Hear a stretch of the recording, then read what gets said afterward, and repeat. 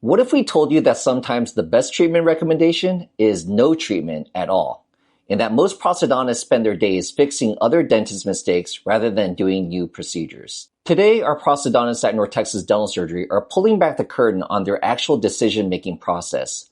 You'll discover the 5 critical factors they evaluate for every patient: aesthetics, biology, function, finances, and time, and why sometimes they'll talk you out of expensive treatments. We're also exposing the dark side of quick fix dentistry with real horror stories from patients who learned the hard way. Stick around because we're sharing jaw-dropping cases, including a patient who had 20 veneers placed and only 9 were left after 16 months, plus an all-on-4 case that failed in just 3 weeks.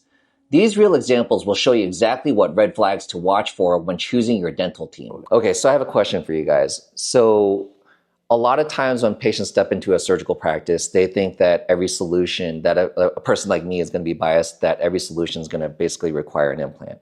But what I love, again, as we were just discussing, I'm kind of like a subspecialist where I'm like a foundation expert of your home, right?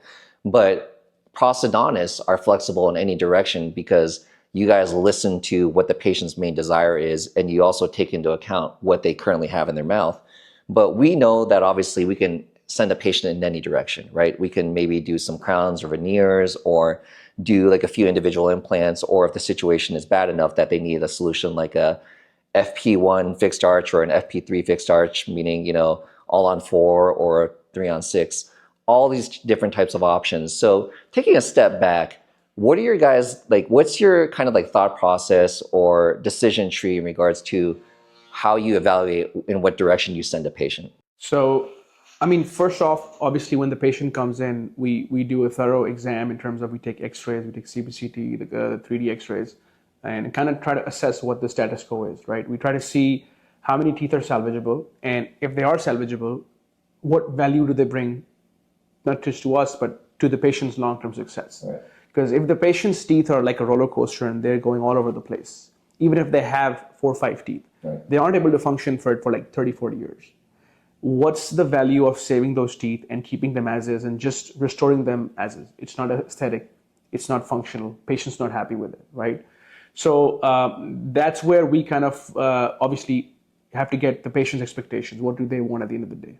And if they want a nice aesthetic smile, sometimes it's hard to do that, and function as well. Sometimes it's hard to get that function and aesthetics done without what we call prosthetic convenience, right? Sometimes we have to extract teeth and do an all-on-4 for prosthetic convenience because we don't have the room to give patient an aesthetic, functional, and improve their speech. If I can interrupt you, it's kind of like you have issues with a home and you feel real bad because there may be a bedroom or two or a kitchen that's in perfect condition, but sometimes you just have to level the house because if you try to salvage that part of the home and build around it, it's going to cause other issues, right? Yeah. And it's best done at the start of the treatment. We always like to take a step back and obviously decide. Like yesterday we had a case. It was a veneer case, but it was interesting that Dr. Lazaro just kind of basically talked the patient out of treatment because patient did not need treatment at all. His teeth were in perfectly good shape for other treatment modalities, not so much for veneers. Right. So I think having the option of providing multiple treatments and having the know-how of that plays a big role in kind of helping the patient decide what's the best course of action for them. Right. And on the flip side, sometimes patients need All-on-X, and that's also our responsibility to kind of educate the patient of why. Let's say we always talk about why it's not good to just treat one arch of All-on-X and keep the other arch, because that leads to other problems later on. Right. So I think it's important to kind of assess patient's expectations, patient's current situation, and obviously any underlying pathology or problems that the patient has. Right. What are your thoughts about that? I would summarize, when I see the patient for the first time, I think about 5 things: aesthetics, biological factors, function factors, money, and time. Because sometimes there may be some treatment that we think as dentists like, oh, that's what I would do. But you have to think about how much money does that cost? Right. How much time the patient has to be here? Many times we think about, oh, let's get the patient into orthodontic treatment and then do the veneers or whatever. Like the patient, it's going to be like 4 years of treatments.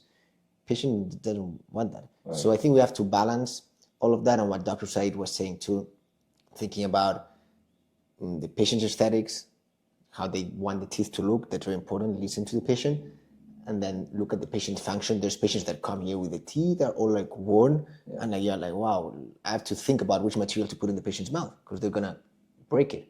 Right. And the same, which those are what we call like the functional factors, and also like mechanical factors in terms of like we have different material. Everything we do as prosthodontists, we're putting porcelain or PMA or mini porcelain PMA or zirconium or titanium in the patient's mouth. So we have to decide which material to place and why, and we have to think about all of that in one consult and give the patient what we think is the best solution. And at the same time, as I said, like we like to look into the patient's finances and time, because unfortunately, the most conservative treatments, they're the ones that are most expensive and take longer. And unfortunately, most of the patients want quick treatments. And even more unfortunately, we have like many dental offices out there that tell you, hey, we're going to give you the final teeth the next day. And like, that's a trap. You know, it's funny that you bring that up, but I created a video about my dad, and he actually he had a bunch of crowns and bridges, and literally like year by year, there was another tooth that would just need to get repaired. And so my dad didn't even spend a dime, obviously didn't charge my dad. But what we ultimately saw was that my dad, being a physician, he was just exhausted by the entire process, right? So many appointments over time. So that's definitely, I totally agree. It's a very multifactorial decision in regards to if a patient should head to All-on-4 in regards to, again, like time, expenses, the current prognosis of their teeth, that existing teeth. Could we buy more time? Aesthetic demands, because we know that sometimes it can be easier to give them that aesthetic solution versus trying to save a few teeth. And unfortunately, if the factors that are more important in our decision, unfortunately, are finances and time. Right. They should be biology, function, and aesthetics. But at the end of the day, the patient is like, I can spend this amount of money and I have this amount of time. And from there, we see what can we do for the patient. I think like what you said, absolutely spot on, like finances and time, super important. But I think most of the patients, patient education is missing in a lot of places, because we know that if that veneer patient walks in and we know that their bite is jacked up, if we don't do it, 3 patients down the lane is going to do it. Right? So 3 doctors like down the road is going to take up that case, and he's going to do the orthodontic movements with veneers. It's good that you say that. I mean, they're going to think that we're lying, but like just the last patient we saw, like today we saw so many patients that wanted veneers, or that this lady, she had like 20 veneers done. Yeah. Like 6 months ago, only 9 were remaining in her mouth because they didn't look at her bite, at their occlusion, so they all popped off. And the ones that are remaining are creating gum problems, bone problems.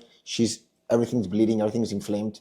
Yeah. So she came to you begging to get them removed. Oh, she literally said, if you don't get them removed, I'm going to the nail girl, and the nail girl is doing the removal for me. Yeah. Wow. And the sad thing is that she got the veneers done not even by a dentist. I didn't want to ask more, Yeah. But don't tell me any more about that. But it was like, wow. And that's unfortunately what we're looking into. And the problem, I think that's also what we didn't say before, like that's what we prosthodontists do mostly, retreatment. Yeah. Today, we also saw another patient. He had an All-on-4 from another practice. Right. All 4 implants placed 3 weeks ago.